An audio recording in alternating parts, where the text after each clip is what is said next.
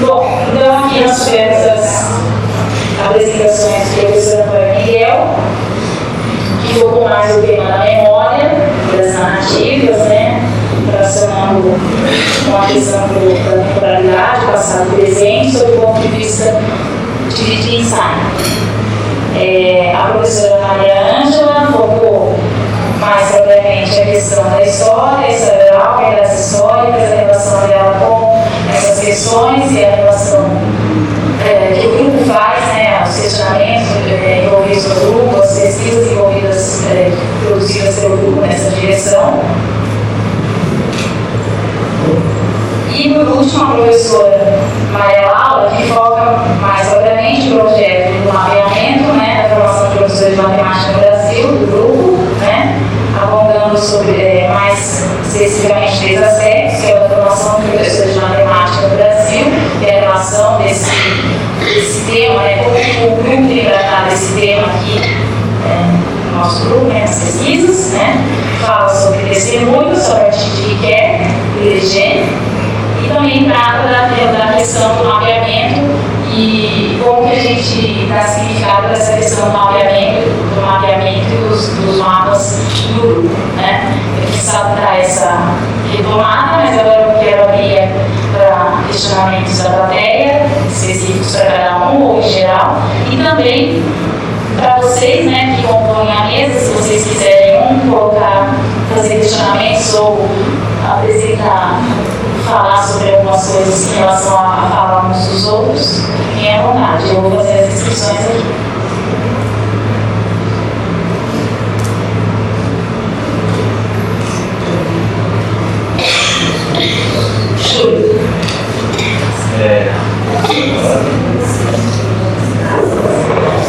Boa tarde. Eu vou fazer uma pergunta a partir da fala do Viola.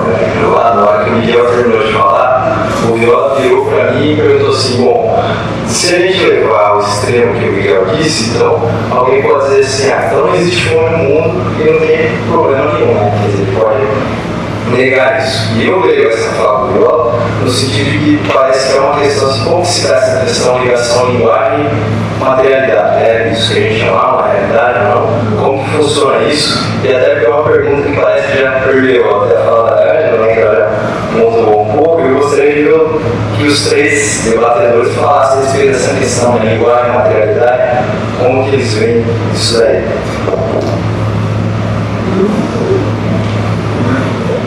Bem, em primeiro lugar, assim, sempre traz a polêmica entre a questão da materialidade da linguagem, porque a gente tem que colocar materialidade aqui e linguagem lá, né? Quando, para mim, falando na perspectiva do Wittgenstein, linguagem é materialidade. Não dá para separar uma coisa da outra, certo? Então, quando eu estou falando em jogo de linguagem, é jogo de cena, aquilo que vocês viram aqui, né? Se você abrir as investigações filosóficas do Wittgenstein, acho que o primeiro, segundo exemplo do jogo de linguagem é um pedreiro falando palavra, o seu ajudante e o ajudante jogando. Então, toda vez que a gente fala de jogo de linguagem, é uma perspectiva do corpo em ação. Né? Então, quer dizer, é como se fosse assim, é a praxis do pragma, né? É a relação homem-mundo no sentido pragmático do termo, né? De pragma e de praxis, né? Então, não tem como separar linguagem e ação. Só para você ver, no caso do Wittgenstein, falar uma língua é uma praxis, é uma prática. O que significa isso? Eu estou vibrando as cordas vocais, as minhas cordas vocais, não arbitrariamente. A gente vibra as cordas vocais de acordo com os fonemas da língua, que são o quê? Um grupo de sons eleitos, não sabemos por quê, né? E é esse conjunto de sons eleitos que nós combinamos de acordo com certas regras que nós não sabemos, ou podemos até depois ligar, mas quando nós aprendemos a falar uma língua, é aprender o quê? O jogo de linguagem específico, e é agir com o corpo. Né? Então, nessa perspectiva, todo jogo de linguagem, né, todo o nosso jogo simbólico de linguagem é redundante, né? Porque falar uma língua e se praticar a escrita, tudo é de fato prática, são práticas normativas. Né? Nadar é a mesma coisa, dirigir um automóvel é a mesma coisa, são jogos de linguagens baseados em gramáticas diferentes. E as gramáticas é aquilo que orienta o sentido do jogo, né? Não é o sentido de nada. Então, nesse sentido, não há possibilidade, né, de a gente praticar qualquer tipo de linguagem pública, ou jogo de linguagem pública, linguagem fora do corpo humano. Tá? Então, só para essa relação tem que ter na realidade de linguagem. Né? Então, não tem nada a ver com deixar um monte de questão da fome, a questão de jogo de linguagem, na verdade, está posta na perspectiva diferencial dela como ação corporal. Por essa razão, eu trouxe aqui o jogo de cima. Né? A pessoa está falando. Ela está falando com o outro. É isso? Não só de praticar a linguagem oral, né? De falar sobre o seu passado, mas ela pratica com o outro. Né? Ai, Júlia, tem nada para falar para você. Para você que a linguagem, a gente vai observar a questão da diversidade. Então, talvez eu possa dizer que os jogos de linguagem vão variar, porque diferentes instâncias de formação de professor, locais, o tipo de professor, o nível de ensino que ele trabalha, etc. Né? Agora, separar a linguagem da materialidade também eu acho que é difícil. Acho que eu não consigo te apresentar uma alternativa para isso. Posso começar? Não sou estudiosa da política, mas eu tenho feito umas leituras. Né? E aí, quando você faz essa pergunta, Júlio, junto com o Ió, né, sobre essa questão da fome, me veio uma coisa, né? Aí eu queria até saber se eu não percebo isso, Miguel, porque nessa ideia do jogo de linguagem, a linguagem é a materialidade, né? Mas a ideia é que nós criamos, né, essas normas, né, essa questão da norma, e a gente, além de ter a norma, a gente usa em nossas atividades. E aí, ao usar, é que acontece que a gente vê essas coisas acontecendo. Então, por exemplo, sei lá, formas. Não sei se você pode aparecer. Só para dar um exemplo mais próximo da gente. Uma das minhas aulas esse ano eu peguei tem um sistema, um conjunto de sinais gráficos que pedi para os alunos, né, inventarem, nós vamos um jogo de linguagem fictício, né, de produzir, né, com aqueles conjuntos de sinais, inventar um modo de registrar qualquer quantidade, inventar um modo de escrever qualquer palavra na língua ou escrever textos na sua língua. Né? Então, nesse sentido, quer dizer, eu posso pegar o mesmo conjunto de sinais gráficos agora, okay? E poder, de acordo com o sistema de Hector, nosso matemático sabe muito bem o que significa isso, né? Isso é um conjunto finito de sinais, um conjunto de regras que opera sobre esse conjunto de sinais, e nós podemos registrar qualquer quantidade e podemos escrever na nossa língua. A princípio, não tem muita diferença entre professor de matemática e português. Né? Então, nesse sentido, essa concepção de jogo de linguagem, né? Como ação corporal, como prática, como encenação, eu acho que ela destrói um pouco essa ideia que a gente tem de disciplinaridade, porque a gente vê as disciplinas escolares nos dão a ilusão de que nós estamos fazendo coisas muito diferentes, certo? Quando no fundo, nós estamos simplesmente, né, praticando jogos de linguagem diferentes. No caso da escola, a situação é mais grave, porque nós aprendemos a prática da escrita e da leitura. E falamos das outras práticas que nós realizamos em todos os contextos da atividade humana através de uma referência pela leitura e pela escrita. Nós não praticamos efetivamente. Né? Eu digo para os meus alunos assim, uma coisa é amarrar sapatos, é uma prática cultural. Nós aprendemos a amarrar sapatos, certo? Isso é um jogo de linguagem, porque os movimentos que eu faço com a mão não são caóticos, eles obedecem a regras ainda que nós não tenhamos consciência dessas regras, certo? Agora, uma coisa é um texto que me diz como amarrar sapato. Ou então, agora no pré-escola, nós vamos ter a definição de cadastro, a definição de sapato, depois nós vamos ter começar a amarrar sapato.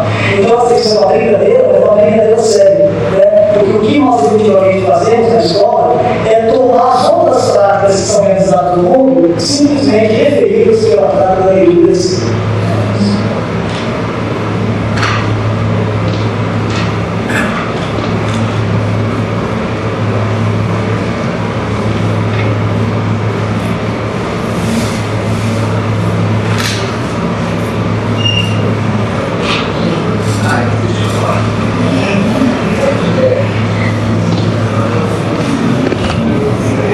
Engraçado de fome, né? Acho que ele entendeu fome aqui. Foi a memória dele. A questão que eu queria também colocar primeiro é como que vocês encaram essa relação entre ficção e história. Né? Como é produzir, pensando um pouquinho, até que ponto eu construo uma história ficcional ou uma ficção histórica. Né? E aí, tentando aprofundar um pouco essa discussão aqui, iniciosa, a questão é o seguinte, né? Vou imaginar então que existe uma sala lá, no exemplo do Miguel, em que a partir de resíduos e significações, eu falo no passado e no presente, né? Mas aí eu poderia, num limite, falar de certas criar certos jogos de linguagem de pessoas que não estão mais presentes aqui, de tal maneira que eu vou chegar a certo ponto que essas pessoas estivessem aqui. E aí é um ponto assim que é profundo, né? Eu pergunto assim, até que ponto a gente consegue, enquanto ser humano, e aí nas tripas, pegando voltagem, né, positivista, ligado a toda essa tradição histórica escolar, a colocar isso em prática, né? Até que ponto eu me coloco, até que limite eu vou aceitar essa premiação que você está colocando de linguagem materializada, né? Porque daí poderia ser simplesmente pensar que ninguém vai, ninguém foi, sempre está. Acho que mais ou menos. Vamos começar pela ficção e história? Bom, a princípio eu estabeleço sim diferença entre história e ficção. Embora eu perceba ligações e acho que em alguns momentos é impossível até você decidir sobre o que é ficção e o que é história, daí eu vou muito com o Ginsburg, né, e parto dos indícios, né, quer dizer, alguns indícios que de alguma forma podem me auxiliar nessa construção da história, tá? Então, eu acho que nós estamos assim, que as aproximações são maiores do que eu imaginava há um tempo atrás, né? Então, os limites, né? Hoje nós temos, por exemplo, textos que foram escritos e são totalmente fictícios. E nós nem sabemos. Outro dia eu me deparei com um falo totalmente fictício. Então, os argumentos utilizados, a forma de construção, a veracidade, né, do que seriam esses indícios que são colocados, mas eles não existem. Eles são criados. Então, assim, eu tento achar que a história, agora você tem assim, né, a história, houve no passado sim, né, que a materialidade era constituída por pessoas, por objetos, por textos, tá?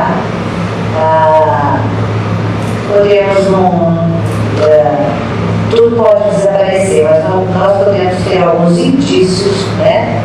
Neste momento, por exemplo, este. E a partir daí os historiadores vão tentar apresentar uma narrativa que seja possível, não verdadeira nem falsa, mas que seja possível dentro daquela leitura que o historiador apresentou, tá? Então eu tento aceitar essa diferenciação ainda, tá? História.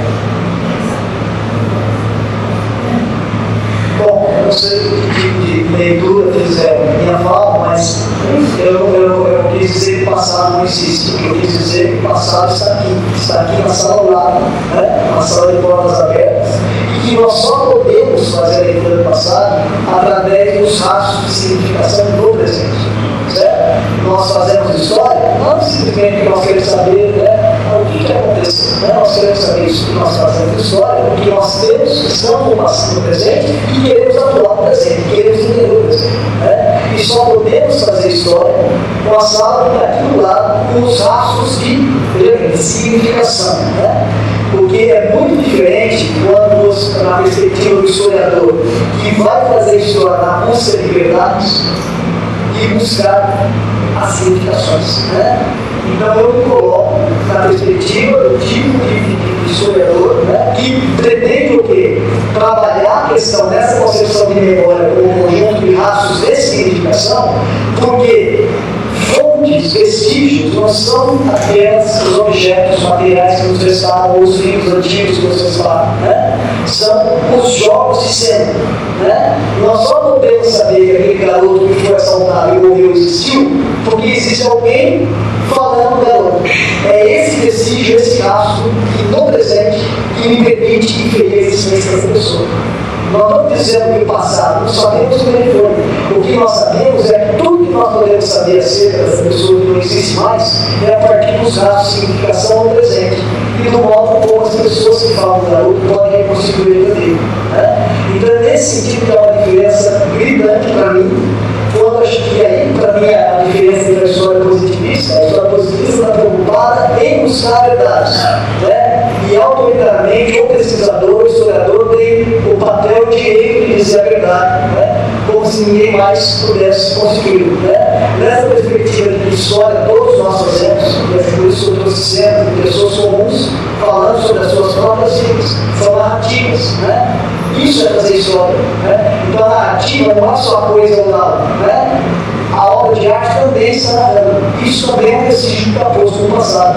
Então é nesse sentido que, na perspectiva do que eu ensinando, não existia propriamente jogos memorialísticos de linguagem, como muitas vezes eu falo. São jogos de linguagem.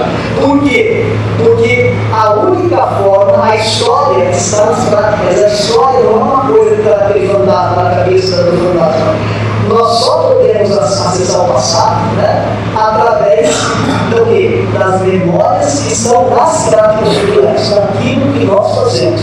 Práticas culturais entendidas como sendo o quê? Jogos nessas práticas culturais que trazem a memória delas mesmas. Nós só podemos, né, rastrear o passado porque as práticas culturais são auto-memorialistas.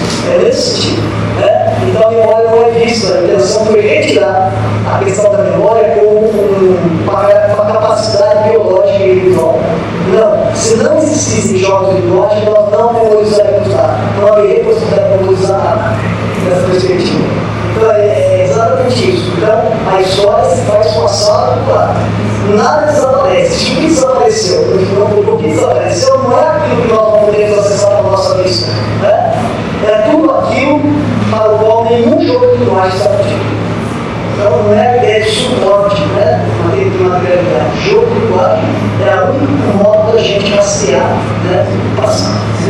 Não é a não existência do presente, não é a não existência do passado, mas passado, presente e futuro são construções normativas. Nós só podemos fazer a cada presente construir esse passado. Só queria perguntar para você, Miguel, se essa linguagem que você refere é exclusivamente linguagem verbal. Não, de forma alguma, né? Não é exclusivamente linguagem verbal, não. E uma linguagem verbal da habilidade, isso é um jogo de linguagem. Na perspectiva de pensar, a história, eles não tem mais língua e linguagem, né? E nem tem mais uma coisa original, uma linguagem original, né? O que existem, né? É assim, são, numa perspectiva mais semiótica, seriam jogos de linguagem, jogos simbólicos, né? Então é tudo que nós podemos, tudo aquilo que pode ser uma significação compartilhada que nós podemos construir. Então não existe a possibilidade de linguagem privada. Aquele fantasma, por exemplo, não teria o poder de construir uma linguagem sozinho, certo? Quer dizer, na verdade, qualquer jogo de linguagem é sempre um sistema compartilhado. Não existe a linguagem de uma outra pessoa. Não existe a possibilidade de linguagens privadas. O que existe assim, nós podemos, né, pensar privadamente os jogos de linguagem propostos. E podemos transferir as regras dos jogos e criar novos jogos de linguagem. Mas nós não poderíamos a rigor, né? Se você imaginar que eu achei o primeiro homem, não existe a possibilidade, o pouco que a sociedade humana se desenvolveu, não existe a possibilidade de uma única pessoa criar uma linguagem, né? Então, sempre um sistema simbólico, né? Que pode envolver sons, pode envolver sinais gráficos, pode envolver imagens, pode envolver E outra que isso também é jogo de imagem. Né? Então, só para dar um exemplo mais concreto que aconteceu, que a gente faz com os códigos de barra. Só isso é interessante falar, porque a gente está na matemática, vai falar o conceito de número. A criança aprendeu o conceito de número, aquela coisa, o número cardinal, o número ordinal. Só que numa perspectiva como essa, né, nós temos que olhar não só o modo como os números são utilizados no contexto da escola ou no contexto da atividade do matemático profissional. Como que os números são utilizados em todos os contextos da atividade humana. Então, só para dar um exemplo assim, quando eu pego um código de barras e olho para aquele número aqui, né, o significado desse número, é só isso que nós queremos buscar, não está posto no contexto da matemática acadêmica ou nos axiomas de nada disso. Eu tenho que buscar a significação sabendo qual é a gramática desse jogo. Quais são as regras que orientam o sentido desse jogo, né? Desse objeto. Então, é nesse sentido também. Depois eu posso pegar esse código de barra, né, e usar para um outro contexto que não no contexto da atividade comercial para controlar software e database. Eu posso usar no contexto das artes. Um artista pega isso daqui e vai denunciar, né, o trabalho de infantil. Né? Então eu posso mobilizar esse mesmo jogo de linguagem em outros contextos, de acordo com outras gramáticas, e o número que está aqui pode passar a significar de maneiras completamente diferentes. Então, é nesse sentido que eu acho que a ideia de jogo de linguagem não existe um significado essencial. O significado está posto no uso que nós fazemos de diferentes contextos. E não são só sinais gráficos, mas qualquer isso eu posso abrir com uma água, né? Mas eu posso pegar e coçar nas costas. Eu coloco o objeto em duas gramáticas diferentes. Né? Então, quer dizer, os significados são diferentes. Então, não existe significado essencial. Né? Então, é nesse sentido que é difícil entender isso, mas eu acho que isso que é a grande originalidade do pensamento do Wittgenstein e a grande evolução, né, que nós chamamos de virada do Wittgenstein, né, é de entender e praticar, né, o jogo de linguagem, é praticar regras. Né? Se não houver possibilidade de praticar regras, eu também posso ter jogos de linguagem não orientados por regras. Por exemplo, dar um exemplo nas investigações, que é assim, uma pessoa pega uma bola na mão, eu pego, passo para ela, não sabe se ela pega a bola, passa para ela, volta para mim, guarda, põe no chão. Por quê? Porque o jogo de linguagem não está orientado por nenhuma gramática. Eu tenho os agramaticais, né? São jogos agramaticais de linguagem. Né? Eles existem, mas não são orientados por gramática. Eles são tão importantes como outros quaisquer. No contexto das artes, nós costumamos transgredir as regras. É esse contexto mais transgressor, né? Onde a gente costuma pegar um objeto logo treinado, usualmente construído, e fazer transgressões. Né? Mas ao fazer isso, eu simplesmente desloquei de um contexto para o outro e a gramática muda. Né? Então é nesse sentido, mais ou menos, que eu entendo essa questão da história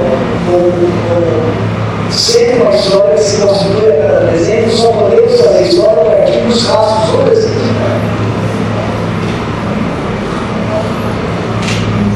Eu acho que essa é uma formação para várias concepções de história. Eu estou falando de uma Rastros, acho que os rastros todos, não sei se tem alguma aqui não. Não considere rastros, tem alguma concepção que não considere rastros? Bom, tem concepções, então, de memória, por exemplo, memória com capacidade biológica, memória com armazenamento, né? tem consideração da ciência de rastros para Tudo depende do que, acho que ao longo da história, nós podemos ter o sentido, uma perspectiva positivista. Vamos falar de rastros, né? Essa palavra é contemporânea, mas assim, aquilo que se constitui fonte legítima de fazer história é uma coisa muito distinta. Depois, aquilo que, né? Se não a natureza que é o documento histórico, ela passa, você sabe disso, né? Todos nós sabemos que foi se estendendo ao longo das práticas de fazer história, aquilo que é a concepção positivista do documento, ela passa a ser cada vez mais alargada. Né? Quando você pega o Paulo Guedes, que vai fazer, né? Tentar buscar a história, outros conceitos geométricos elementares, e vai buscar aprender com os artesãos transistores, ele dá uma perspectiva totalmente diferente do que o documento sólido, certo? Na verdade, eu vou aprender qual é o jogo de linguagem dos artesãos e depois eu tentar os arrastos, né, os documentos antigos, para verificar a possibilidade de como teria surgido o conceito de pirâmide, como teria surgido o conceito de círculo. Numa perspectiva histórica como essa, ela é muito diferente de uma perspectiva positivista que vai se basear nos textos, nos documentos escritos. Né? E aí é uma ilusão de que seu documento é escrito é verdadeiro. Né? Então, acho que essa é a lição. A questão essencial é que o que é aceito como fonte depende da concepção de verdade de cada tempo. É isso? Depende da concepção de verdade, mas também depende de uma concepção de história, né, no seguinte sentido, ele estava conversando. Uma coisa é você se construir como historiador para buscar verdades, outra coisa é para esclarecer. Numa perspectiva terapêutica do Wittgenstein, a gente não vai usar, ele não tem pouco falar de história, são referências que eu faço para aquilo ali, né? Mas na verdade, assim, numa perspectiva terapêutica, a busca é sempre ter esclarecimento. E o esclarecimento não significa percorrer os usos. Né? Como existe um significado essencial, é importante percorrer os usos, né? Para mostrar a relatividade dos usos, mas não a arbitrariedade dos usos, que é diferente.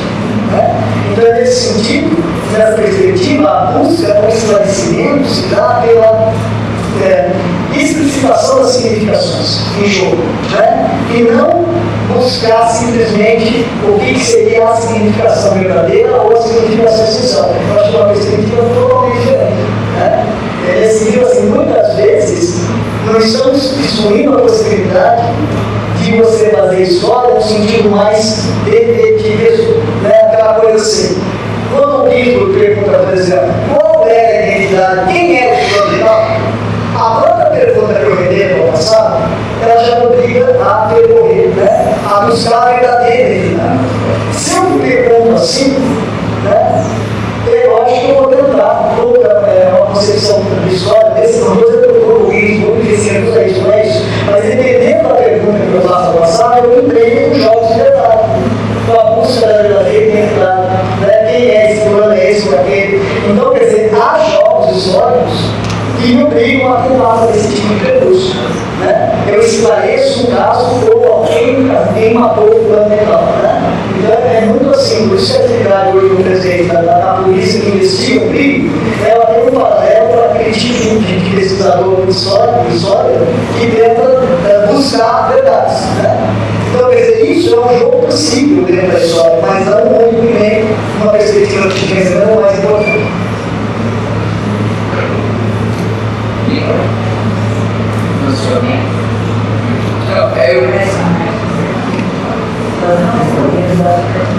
Não tem problema, porque não, eu queria assim, colocar uma situação que eu acho que é bem propícia do contexto do Wade, como eu, né, das minhas aproximações do Wade, né, para pensar um pouco disso, né, na questão, que tem todo um lance que está implícito, que é a questão política, né, e das relações de poder, que se quer dizer com verdade ou não, e nas questões de clássicos, né. Pensando assim, eu vou fazer uma tese de doutorado, vou construir uma história sobre história de professores, de manuais, né? Então eu vou construir textualizações totalmente fictícias. Né? Ou não, eu vou fazer uma tese de história oral, trabalhar com história de professores, e vou fazer textualizações a partir de entrevistas gravadas e textualizadas por professores. Né? Como que vocês veem isso? Né? Qual é a aceitação de vocês numa situação de uma defesa de tese e educação matemática para pensar isso, citar as produções de história e ficção, de como encarar isso? É uma pergunta nessa direção que eu falei para eles, né? A Ângela estava falando aqui sobre a questão da ficção da história, né? E eu acho que essa pergunta que ela teria também vai na direção de que consequências eu tenho, né?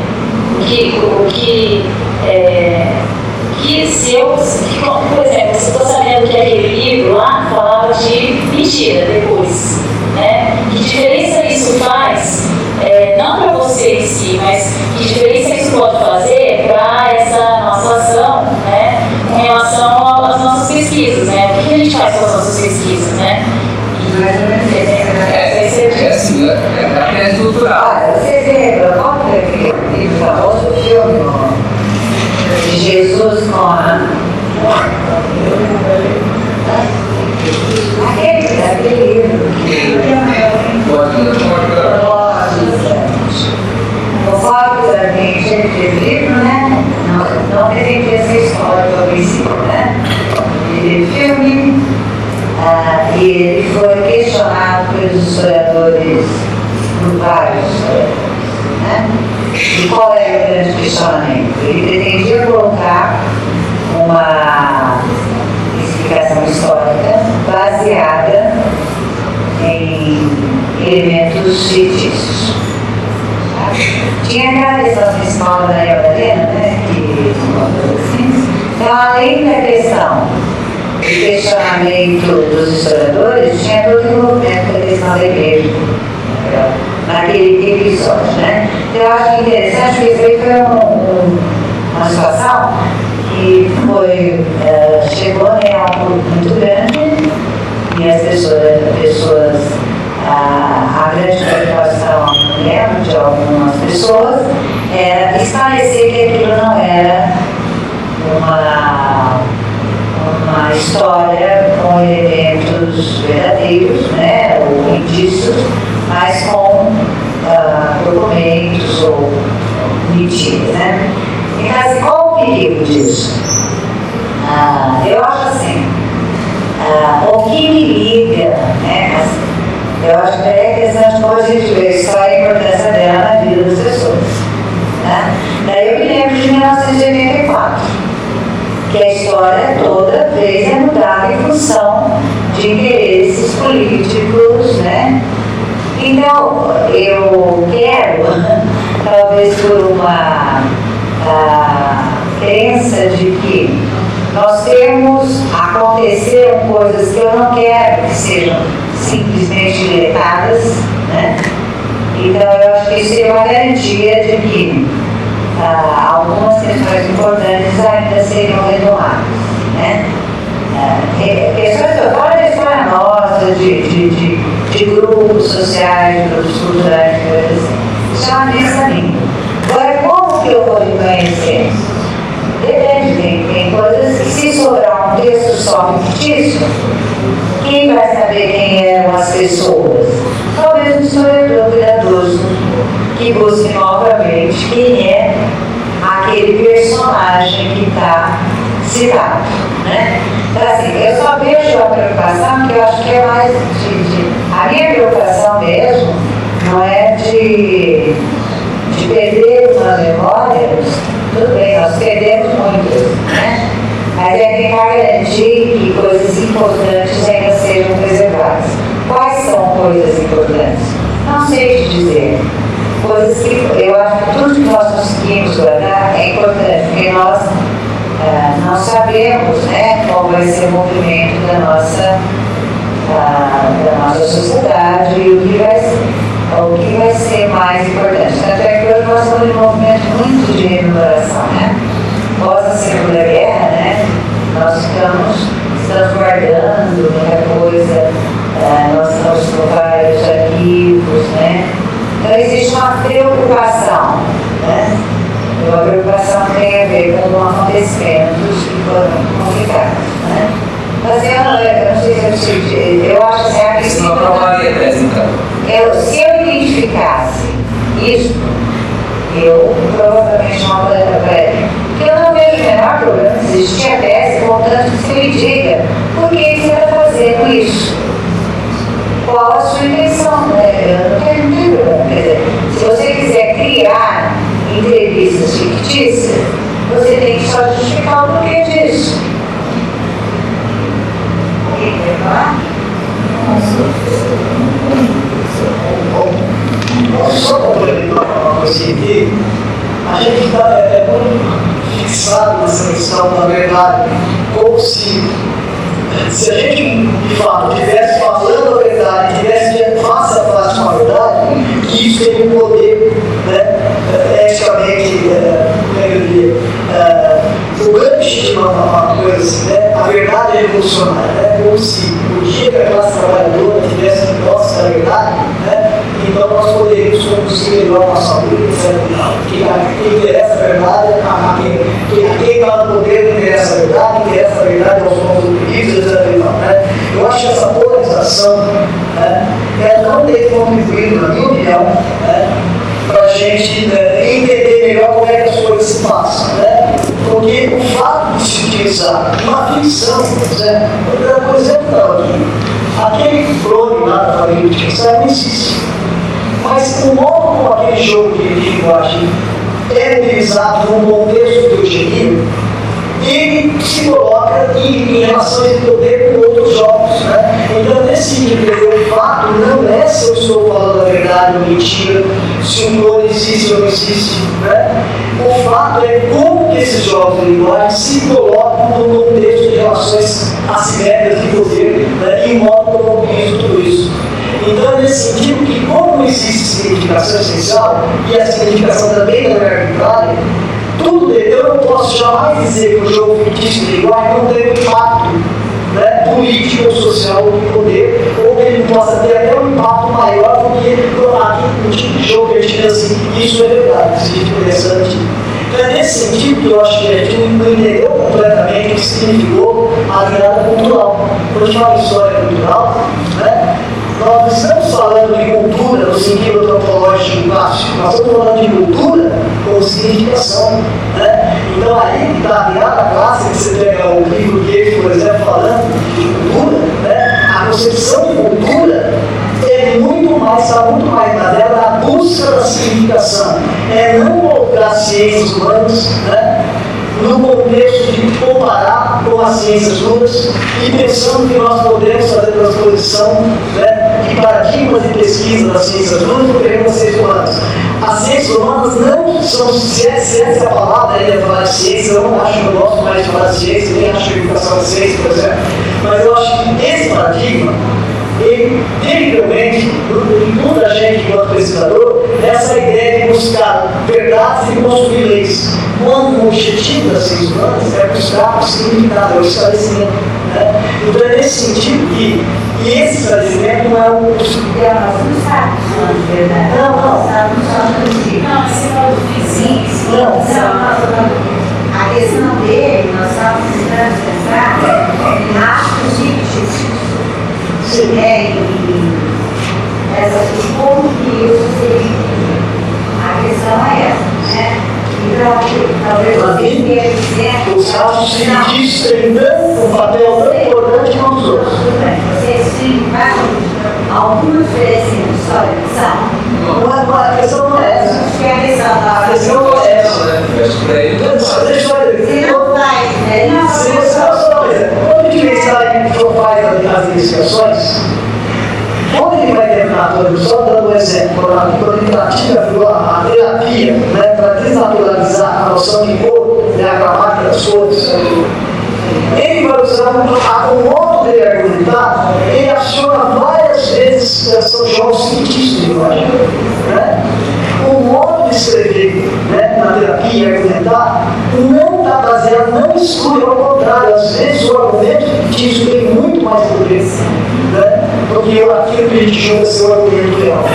Então, por isso que nós estamos colocando hoje para o Vicente que a questão da gente desafiar, né, uma história positivista, né? Não só uma história positivista, mas de paradigmas de pesquisa positivistas, é exatamente isso. É tentar olhar para a pesquisa de uma outra maneira. Né? Nós não somos pessoas que estamos em busca de uma verdade, mas esclarecimento. O que eu acho é até onde nós vamos na reflexão onde até onde nós aceitamos, entendeu? Quando eu não tenho a menor dúvida, se sobrar um papel aqui um dia alguém vai achar que houve uma reunião ou não houve, nós não temos, né? Existe algumas coisas, nós temos técnicas, inclusive atualmente, para verificar se o documento é de uma época ou de outra, se a caneta, outro dia eu estou fazendo uma, e que isso realmente pode levar a algumas explicações diferenciadas, né, sobre o que aconteceu. Então eu acho que a questão que ele colocou e que eu entendi é assim, Nós estamos falando de rastros, né? Em rastros verdadeiros ou falsos, né? Intencionalmente ele entrevistaria, não sei, pessoas fictícias, não é isso? E faria um trabalho. Ele faria, então, a questão, ele falaria que é história, me parece, ou seja, ele estaria. Então ele colocou uma situação que eu acho, eu falei para ele, vou repetir, porque olhando o interesse dele, tudo bem, não vejo o menor problema, né? E não acho que isso é ser positivista, porque eu não, só vou deixar claro. Você não identificar história com ficção, para mim, não é uma identificação de uma história positivista. Eu não acho, mas assim, eu acho que tem que colocar as coisas no contexto. Eu trouxe aquele exemplo do choro verdadeiro e do choro falso, né? Eu acho que tem um pouco por aí. Não existe o choro verdadeiro e o choro falso, né? O que existe são choros, são formas de chorar em diferentes contextos de atividade humana, né? Então, quer dizer, chorar no teatro do artista que está representando, aquilo, não estou dizendo que aquilo é um choro falso ou verdadeiro, é um choro naquele contexto. Eu entrego a palavra choro para dizer aquilo.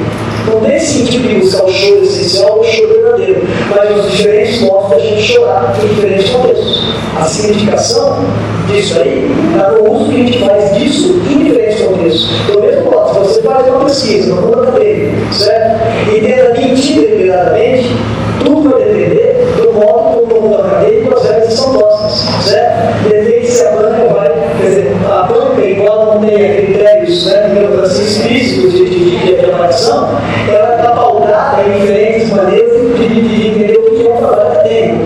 É essa gramática do jogo acadêmico de aceitar o nosso trabalho, né? Provavelmente não seria aceito, se você mentir deliberadamente, né? Agora, tudo depende de você usar um argumento fictício dentro das regras do jogo.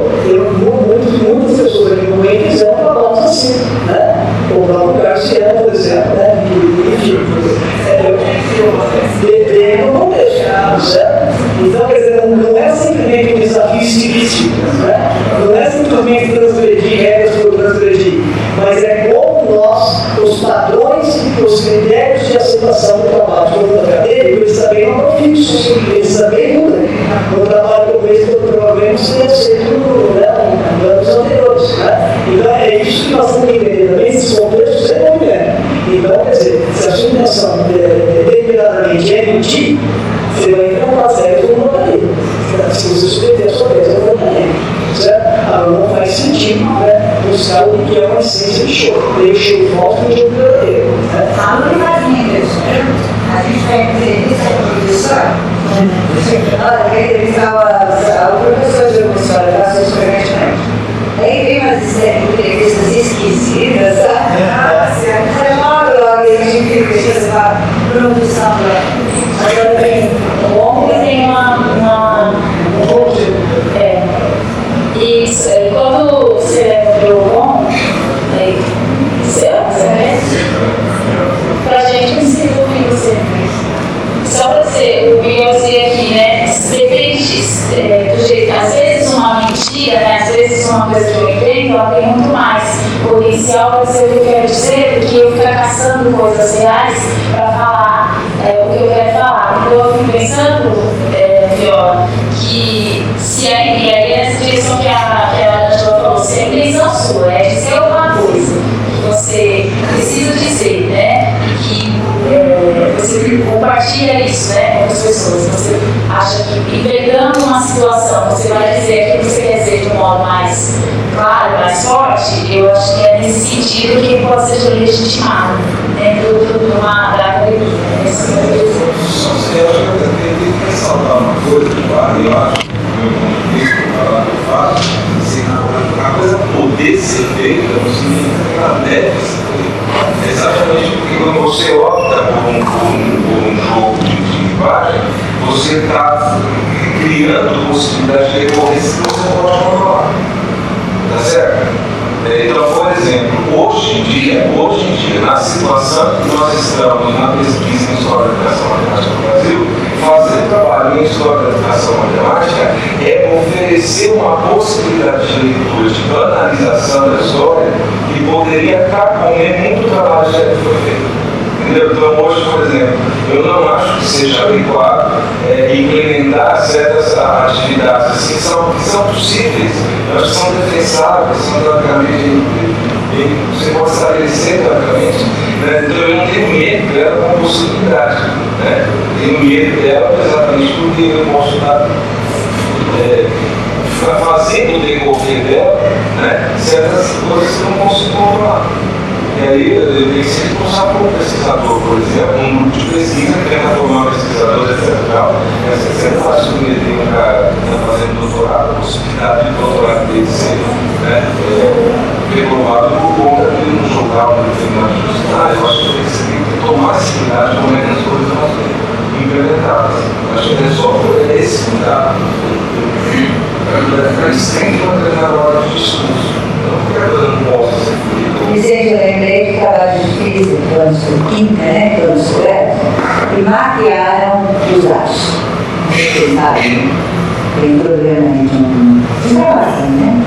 Foi maquiado, que foi uma tese aprovada na Universidade Ressecada. O aluno publicou e foi maquiado o tema. Quer dizer, é a ciência dura, tá bom? Eu me lembrei. Mas, de qualquer maneira, o que você está falando, me lembra isso, né? Até agora, os nossos trabalhos, nós consideramos a importância de que esses elementos, documentos, fontes, quaisquer coisas que podem ser, que são, inclusive, né? Dependendo do seu trabalho, sejam verdadeiros,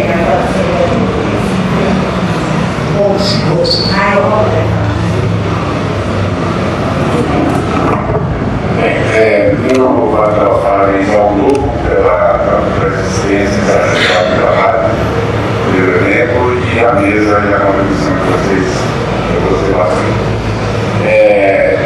Eu vou começar com o seguinte: eu não acredito que exista nessa sala, só para ficar nessa sala, se uma única pessoa, incluindo a mim mesmo e vocês estão na mesa, que não acredite aqui nas suas entranhas que o passado aconteceu perfeito e que existem maneiras que, se forem acessíveis, podem determinar sim, com toda a fidelidade, se uma certa coisa aconteceu de um modo ou de outro. Por exemplo, testemunho ocular, né, no nosso caso pessoal, eu, por exemplo, eu fui testemunho ocular com um crime, daqui a um mês, 2, 3, 4, e alguém perguntar, mas o cara fulano e tal matou sim, eu vi, matou. Filmes, câmeras de vídeo e outros tipos de documentação, gravações. Ou seja, em última instância, eu estou mais ou menos dizendo que nós somos cicatrizianos no cotidiano. O que coloca toda essa discussão que a gente está tendo como parte própria, não de toda a nossa vida, mas como parte própria da nossa atividade acadêmica, na qual a gente se permite discutir se o sol vai nascer amanhã ou não, embora nenhum de nós aqui acredite a sério. A gente pode escrever ficção, o dia que o sol nasceu, o que aconteceu, as pessoas estavam perdidas, com escuridão, enfim, o tempo parou, mas eu não vou levar isso a sério jamais. Isso é o que nós chamamos de estipulação. Então, está em risco a necessidade legal. Eu já vi gente ter medo de que quando eu falo, quando eu falo que o mundo é constituído da maneira que a gente fala, que quando eu passo de falar, o mundo desaparecer sem fumaça. Para mim, isso é bom. Essa é só uma primeira consideração, aí cada um de vocês faça o que tiver entender isso. Assim, mas eu queria só fazer uma pergunta direta para o Miguel, que é uma questão, evidentemente, que tem relação entre o modelo nacional e possível pensar. Você insiste, você fala.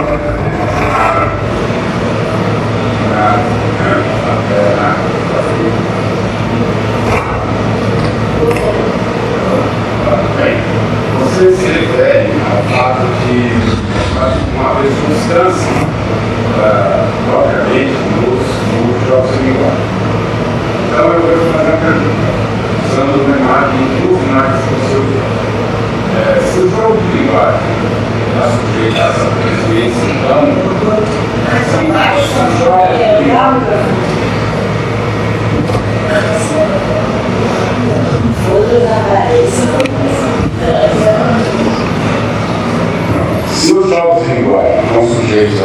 transiência e mudança tão fortes, né, como parece que você aceita, eu colocaria duas situações. Uma é aquela da sala, em que uma vez uma coisa entrando na sala, ela se compõe com todas elas e é recomposta por todas elas, de modo que ela já não é nem o que ela é, porque as coisas não são o que elas eram. Então, isso aconteceria supostamente com jogos de linguagem. E a segunda é, à medida que o processo de transformação vai andando, se eu mudo a lâmina do jogo de linguagem, e depois eu mudo o cabo do jogo de linguagem, e continua sendo o mesmo do jogo de linguagem, do que a afirmação que sim, que há jogos de linguagem, né? Aqui está um jogo de linguagem. Se todo mundo que joga aí for para casa, ele vai ser retomado.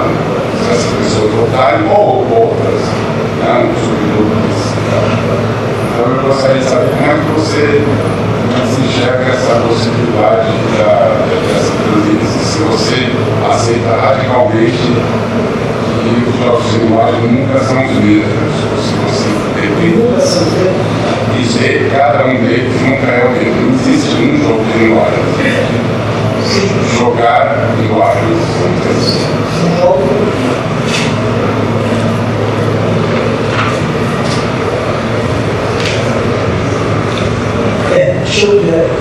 Quando dá o exemplo da faca e da lâmina, né? Exatamente. O Wittgenstein, por exemplo, uma coisa é jogar o jogo de xadrez, né? Retomando o exemplo clássico do jogo de xadrez. O jogo de xadrez está baseado em regras, não é isso? Quem não sabe essas regras não sabe nem jogar o jogo de xadrez. Então, quer dizer, agora a questão é que quando eu olho o jogo de xadrez fisicamente presente, as peças, etc e tal, não é esse olhar, não é o que a vista me informa que me torna competente ou não para jogar xadrez. Eu preciso, né, saber se o cavalo é um cavalo real, de fato, se aquilo é uma simulação de uma batalha medieval, ou saber a história do jogo de xadrez para jogar xadrez, certo? Quer dizer, se a intenção, se o propósito é de fato jogar xadrez, eu tenho que entender as regras do jogo. Saber que o cavalo anda em L, né? Que o bispo anda assim, né? E que eu ganhar o jogo significa isso. Quer dizer, aqui o observador externo, que jamais entende nada e visto uma coisa jogando xadrez, o que ele podia imaginar? O que essas duas pessoas estão fazendo com o corpo? Né? Eu não posso atribuir nenhum significado, ou atribuo um significado contrário. Né? Então, quer dizer assim, nós jogando, o nosso corpo obedece às regras, digamos assim, né? Não significa no sentido determinista, mas as ações que nós realizamos no jogo, elas estão baseadas na máquina do jogo, ok? Não significa que eu não possa pegar e coçar, né, a minha barriga. Se eu gosto da minha barriga no jogo, essa ação que eu fiz, ela não é uma ação determinante do jogo, ela não interfere no jogo, certo? Então, uma coisa é o jogo de cena.